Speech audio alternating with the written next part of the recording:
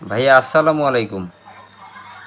আজকে গৌরনদী থেকে আমাদের ঢাকায় দধি পাঠানোর জন্য একজনে দধি কিনছে। সেটা হলো সম্ভবত ননী ঘোষের দোকান থেকে। নাম হলো ননী ঘোষ না কি এরকম একটা প্রোপ্রাইটারের নাম।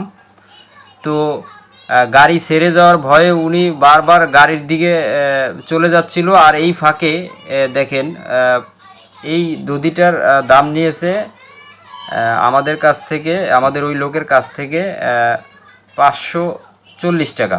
বাট দধি পুরো সম্পূর্ণ নষ্ট এবং পচা, পুরো গন্ধ আসতেছে। আমরা বাসায় এসে এটা খুলে দেখতেছি পুরো পচা দধি দিয়েছে।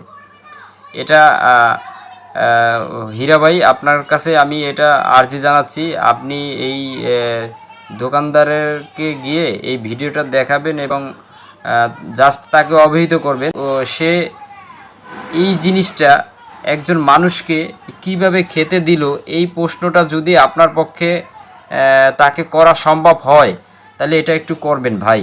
এটা কি আদৌ কোনো মানুষের কাজ হয়েছে, বা কোনো মানুষের পক্ষে এই কাজটা করা কি সম্ভব?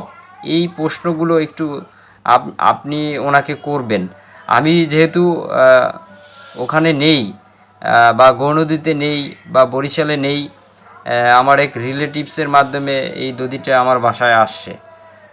তো উনি নিজেও আপসেট হয়ে গেছে যে এটা কি হলো। তো যেহেতু আপনি ওখানে ওই এলাকাতে আছেন ভাইয়া, এটা আমি মনে করি আমার পক্ষ থেকে আপনার একটা নৈতিক দায়িত্ব। আপনি জাস্ট ওনাকে গিয়ে এই বিষয়টা একটু জিজ্ঞেস করবেন যে আসলে এটা কি করছেন, এটা কি আপনার আদৌ করা ঠিক হয়েছে। টাকার অ্যামাউন্টটা বড় না, 540 টাকা বিষয়টা বড় না, বাট এটা কি দিয়েছে এটা ভাইয়া আপনি আমার পক্ষ থেকে এই প্রশ্নগুলো ওনাকে একটু করবেন।